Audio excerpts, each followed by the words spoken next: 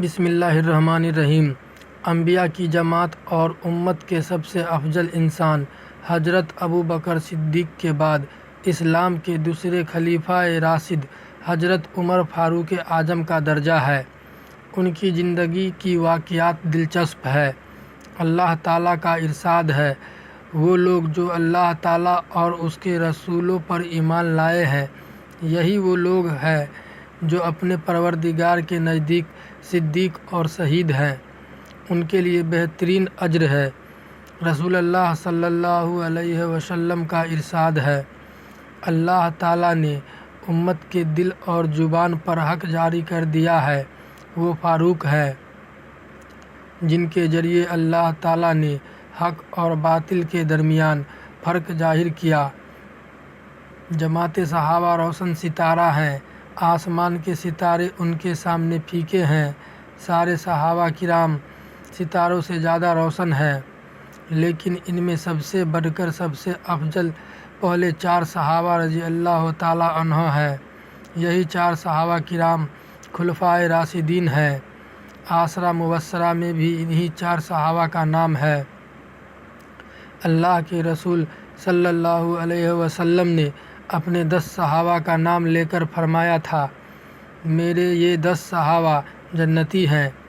گویا انہیں دنیا میں جنتی ہونے کی بشارت مل گئی، کیونکہ جنت دینے والے بھی تو خود ہمارے آقا دونوں جہاں کے مالک و مختار صلی اللہ علیہ وسلم ہیں۔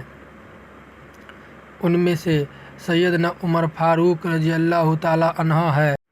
انبیاء کی جماعت کے بعد مسلمانوں کے پہلے خلیفہ راشد حضرت صدیق کے بعد دوسری خلافت حضرت عمر کو ہی حاصل ہے۔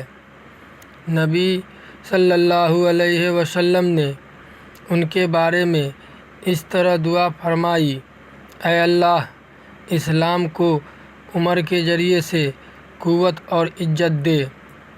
حضرت عمر خود فرماتے تھے کہ ایک رات میں اپنے گھر سے نکلا تو رسول اللہ کو کعبے میں نماز پڑھتے پایا۔ میں آپ کے پیچھے کھڑا ہو گیا۔ آپ نے سورہ فاتحہ پڑھی تو مجھے اس سورت پر بڑی حیرت ہوئی۔ ان آیتوں کے سننے سے مجھ پر بڑا اثر ہوا۔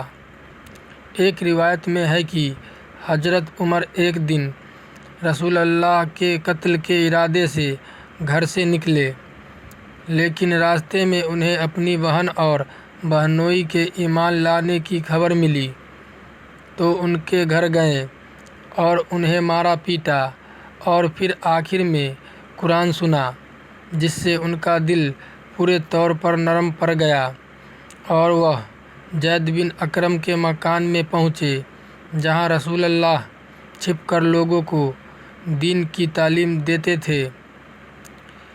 پھر وہاں پہنچ کر آپ نے اسلام کا کلمہ پڑھا۔ حضرت علی کا بیان ہے کہ حضرت عمر کے علاوہ کسی نے کھل کر ہجرت نہیں کی۔ حضرت عمر نے جب ارادہ کیا تو ہتھیار باندھا، تیر کمان لیا اور پھر مسجد حرام میں آ گئے، جہاں قریش کے لوگ بیٹھے ہوئے تھے۔ طواف کیا، نماز پڑھی، پھر ان لوگوں سے کہا، جو کوئی اپنے ماں باپ کو بے اولاد اور اپنے لڑکوں کو یتیم اور اپنی بیوی کو بیوہ کرنا چاہے، اس وقت وہ آ کر مجھ سے ملے۔ کسی کو ہمت نہ ہوئی کہ وہ کچھ کہتا۔ اپنی خلافت کے زمانے میں جب حضرت عمر ملک شام میں پہنچ رہے تھے تو اس وقت کے ذمہ دار آپ کے استقبال کے لیے نکلے، اور انہوں نے کہا، آپ اونٹنی چھوڑ کر گھوڑے پر سوار ہو تاکہ لوگوں پر شفقت اور ہیبت ظاہر ہو۔ حضرت عمر نے فرمایا، ہم وہ قوم ہیں جسے اللہ نے اسلام کے ذریعے سے عزت بخشی ہے۔ احتیاط اتنا کرتے تھے کہ جب اسلامی فوج شام کی طرف روانہ ہوئی تو آپ کے بیٹے عبداللہ بن عمر نے کہا، لشکر کے ساتھ میں بھی جہاد میں جانا چاہتا ہوں۔ تو حضرت عمر نے فرمایا، مجھے ڈر ہے کہ تو کہیں زنا میں گرفتار نہ ہو جائے۔ حضرت عبداللہ بن عمر نے کہا، اے امیر المومنین، میرے بارے میں آپ ایسا گمان کرتے ہیں؟ حضرت عمر نے فرمایا، ممکن ہے مسلمانوں کو فتح حاصل ہو اور کوئی لونڈی بکے اور لوگ تیرے ساتھ تجھے خلیفہ کا بیٹا سمجھ کر قیمت میں رعایت کرے اور تو ظاہری حکم کو دیکھتے ہوئے خرید کو صحیح سمجھے اور اس لونڈی کو ہاتھ لگائے تو حقیقت میں یہ زنا ہوگا۔ حضرت عمر رات میں اکثر لوگوں کا حال معلوم کرنے کے لیے گشت لگایا کرتے تھے۔ ایک رات وہ گزر رہے تھے کہ ایک عورت اپنی بیٹی سے کہہ رہی تھی، اٹھ کے دودھ میں پانی ملا دے۔ بیٹی نے کہا، کیا تجھے خبر نہیں ہے کہ امیر المومنین نے منع کی ہے کہ کوئی دودھ میں پانی نہ ملائے؟ ماں نے کہا، اس وقت نہ امیر المومنین ہے نہ منادی ہے۔ لڑکی نے کہا، ہمارے لیے یہ مناسب نہیں کہ ہم ظاہر میں تو فرما برداری کریں اور تنہائی میں نافرمانی۔ اللہ تو دیکھ رہا ہے۔ حضرت عمر اس بات سے اتنا خوش ہوئے کہ اس لڑکی سے اپنے بیٹے قاسم کا نکاح کر دیا۔